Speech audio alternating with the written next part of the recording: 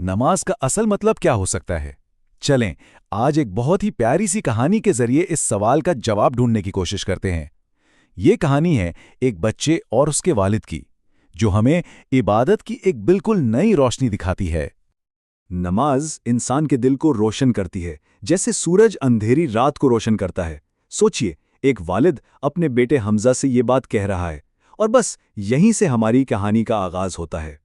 تو حمزہ، جو ہر وقت کھیل کود میں لگا رہتا ہے، وہ ایک ایسا سوال پوچھتا ہے جو شاید ہم سب کے ذہن میں کبھی نہ کبھی تو ضرور آتا ہے، لیکن ابو، نماز پڑھنے سے آخر ہوتا کیا ہے؟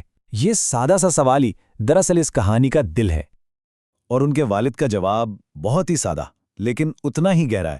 وہ بتاتے ہیں کہ دیکھو، نماز ہمیں اللہ کے قریب لاتی ہے، ہماری مشکلیں آسان کرتی ہے، دل کو ایک عجیب سا سکون دیتی ہے اور ہمیں ایک بہتر انسان بننے میں مدد کرتی ہے۔ بس ان باتوں نے حمزہ کے دل میں ایک تجسس پیدا کر دیا۔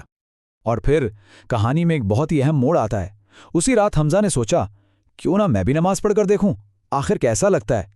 یہ صرف ایک خیال نہیں تھا، بلکہ ایک ایسے سفر کا آغاز تھا جو اس کی پوری زندگی بدلنے والا تھا۔ تو اس کا یہ تجربہ صبح سویرے ہی شروع ہو گیا۔ والد کی پیار بھری آواز اسے فجر کے لیے جگاتی ہے، پھر اس نے وضو کیا، اور کہانی بتاتی ہے کہ کیسے ٹھنڈے تازہ پانی نے اس کے چہرے کو ایک دم تر و تازہ کر دیا، جیسے وہ ایک بالکل نئی شروعات کے لیے تیار ہو رہا ہو۔ اور جیسے ہی حمزہ نماز میں کھڑا ہوا، اسے ایک عجیب سا، ایک بہت ہی گہرا سکون محسوس ہوا، ایک ایسا احساس جس کی اس نے بالکل بھی توقع نہیں کی تھی۔ ایسا لگا جیسے اس کی ساری پریشانیاں، سارے ڈر بس کہیں غائب ہو گئے ہیں۔ نماز کے بعد تو حمزہ خوشی سے اپنے والد کے پاس بھاگا۔ ابو، آج دل اتنا ہلکا لگ رہا ہے جیسے اندر کوئی روشنی آ گئی ہو۔ اس نے وہی الفاظ دہرائے جو اس کے والد نے کہے تھے، لیکن اس بار یہ اس کا اپنا تجربہ تھا۔ والد نے مسکرا کر اسے بتایا کہ اس احساس کو نور کہتے ہیں۔ یہ اللہ کی طرف سے آنے والی ایک خاص روشنی ہے، ایک تحفہ، اور 5 وقت کی نماز اسی نور کو ہمارے دلوں میں ہمیشہ زندہ رکھتی ہے۔ دیکھیے، یہ تجربہ صرف ایک دن کا نہیں تھا۔ اس کے بعد حمزہ واقعی بدل گیا۔ وہ لڑکا جو پہلے صرف کھیلتا رہتا تھا، اب وہ کہیں زیادہ پرسکون اور شکر گزار ہو گیا تھا۔ نماز اب اس کی زندگی کا ایک حصہ بچ چکی تھی۔ تو حمزہ کی اس چھوٹی سی کہانی سے ہمیں کیا سبق ملتا ہے؟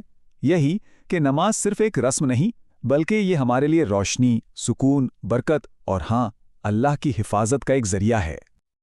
اور آخر میں یہ کہانی ہمیں ایک سوال کے ساتھ چھوڑ جاتی ہے کہ انسان اپنے اندر وہ جو اصل سکون ہے وہ کیسے تلاش کرتا ہے۔